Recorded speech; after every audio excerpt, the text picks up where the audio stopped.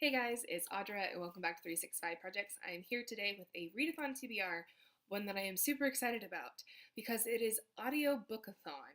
Now, I read the majority of my books during the work week via audiobook because it's just so much easier.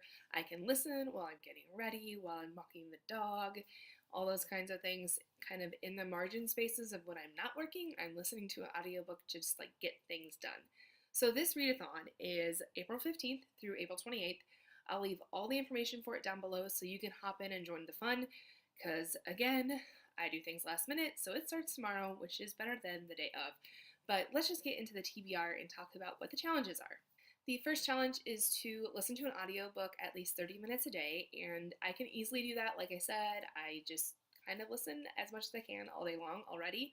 So that fits into my normal routine, and I'm super excited about that one because that means one off the list. The second challenge is to read a book with a full cast of characters.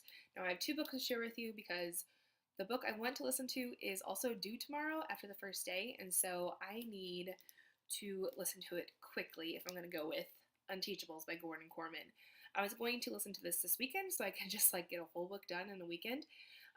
But when they started to like say who were the narrators, there was like 8 narrators. So I think it's like each kid in this book has a voice.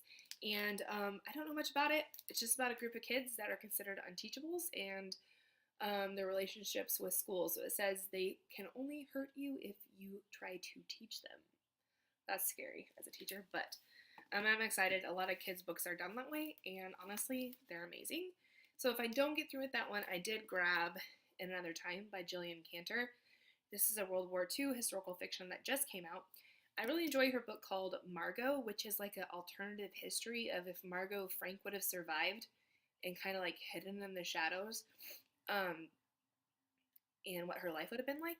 So she does kind of like alternative history books, but I think this one is the story of this man and this woman.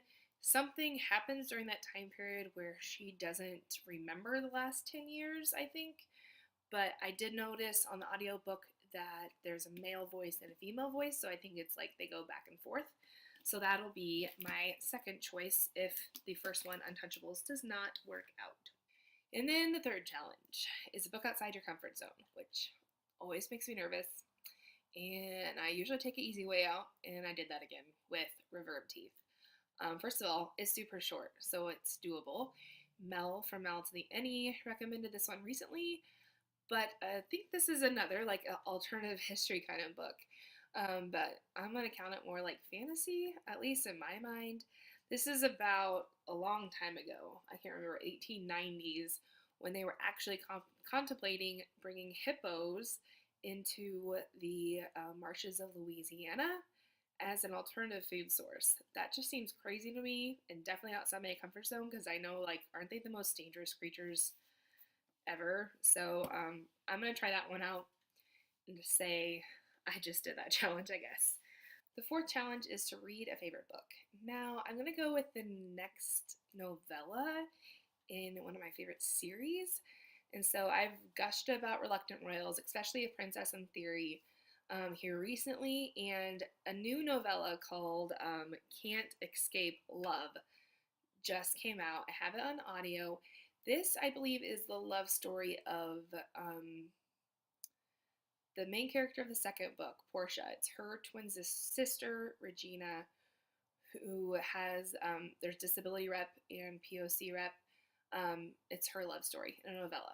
So we'll see how that one goes. And I know it'll go fast, which is the name of the game this week. Challenge number 5 is a book that you put down and you need to get back to. I'm hoping to finally finish The Hating Game by Sally Thorne. It's just one that I picked up and then the audiobook runs out. And it happened again. So I just need to finally finish it, get it done and over with. The 6th challenge is a mixed media book, and that one I think I'm going to go with Getting Away with Murder. This one just popped up in audiobook. It's kind of a middle grade YA nonfiction about the Emmett Till story and kind of rewriting history to be accurate and what actually happened and how his family was treated. I'm going to count this as mixed media because I'm also going to get it as a book so I can follow along and read with the pictures.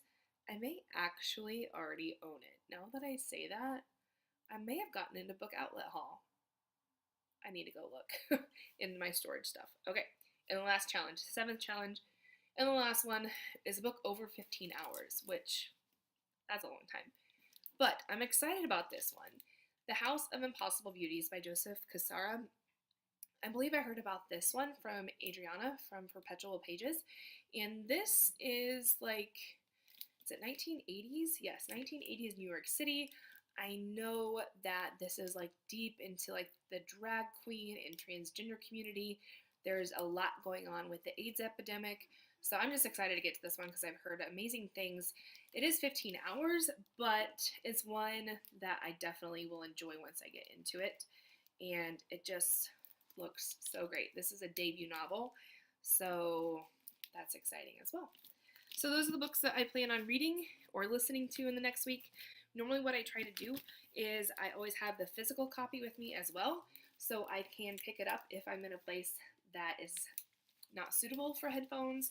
That doesn't happen a whole lot, but there are some instances where that does work out a little bit better. So anyways, I would love to hear what you're reading for these challenges, and if you've read any of these or the others on my short list, down below. Let me know what you think, and I will talk to you guys in the next one.